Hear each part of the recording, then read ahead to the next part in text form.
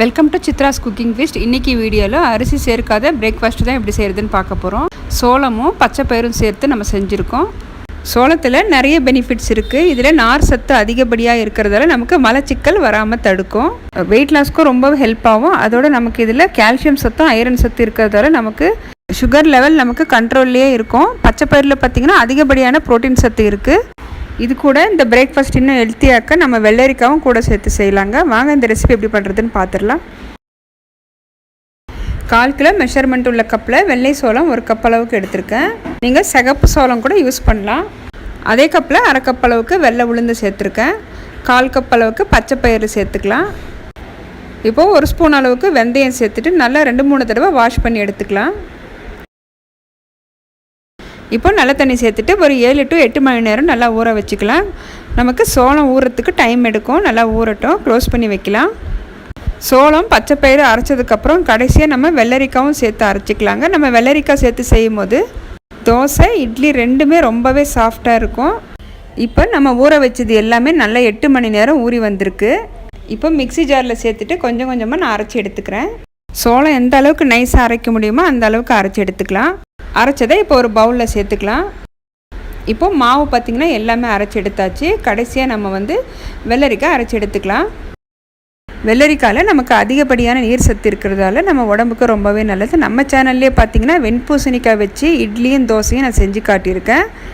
இட்லி ரொம்ப சாஃப்டாகவும் தோசை ரொம்ப பஞ்சு போல் இருக்கும். நீங்கள் அந்த ரெசிபியும் ட்ரை பண்ணி பாருங்கள். லிங்க் டிஸ்கிரிப்ஷனில் கொடுக்குறேன். கடைசியாக வெள்ளரிக்காவை அரைச்சிட்டு நம்ம மாவு கூட சேர்த்துக்கலாம். இந்த மாவுக்கு தேவையான அளவுக்கு உப்பு சேர்த்துட்டு நல்லா 1 நிமிஷத்துக்கு கலந்து எடுத்துக்கலாம். இப்போது க்ளோஸ் பண்ணி வைக்கலாம். ஒரு 6 மணி நேரம் புளிக்கட்டும். இப்போ மறுநாள் காலையில் பார்த்திங்கன்னா மாவு நல்லா பொங்கி வந்திருக்கு. நல்லா ஒரு தடவை கலந்துக்கலாம். இப்போது ரொம்ப குயிக்காக ஒரு சட்னி ரெடி பண்ணிக்கலாம். 1/4 கப் அளவுக்கு வேர்க்கடலை, வறுத்த வேர்க்கடலை எடுத்திருக்கேன். 1/4 கப் அளவுக்கு உடச்ச கடலை, இதில் சின்ன வெங்காயம் ஒரு 10 அளவுக்கு எடுத்திருக்கேன்.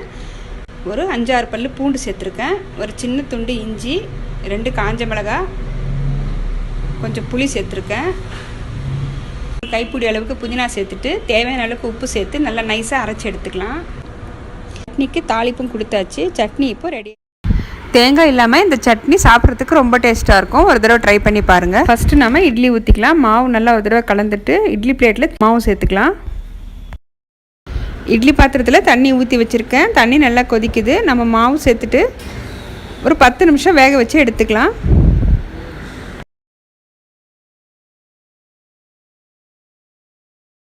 இப்போது சோளம் பச்சை பயிறு சேர்த்த இட்லி ரெடி ஆயிடுச்சுங்க. கொஞ்சம் ஆறுனதான் நம்ம இட்லி பிளேட்லேருந்து எடுத்துக்கலாம்.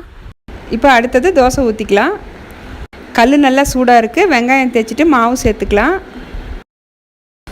மேலே 1 ஸ்பூன் அளவுக்கு எண்ணெய் சேர்த்துட்டு தோசை நல்லா மொறுமொறுப்பாக சுட்டு எடுத்துக்கலாம். தோசை ரொம்பவே சூப்பராக வந்திருக்குங்க. இப்போ ஒரு பிளேட்டுக்கு மாற்றிக்கலாம்.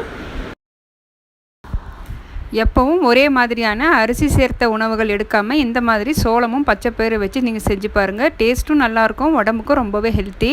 இந்த டிஃபனுக்கு சைடிஷாக சட்னியும் சௌச்சௌ சாம்பாரும் செஞ்சுருக்கேன்.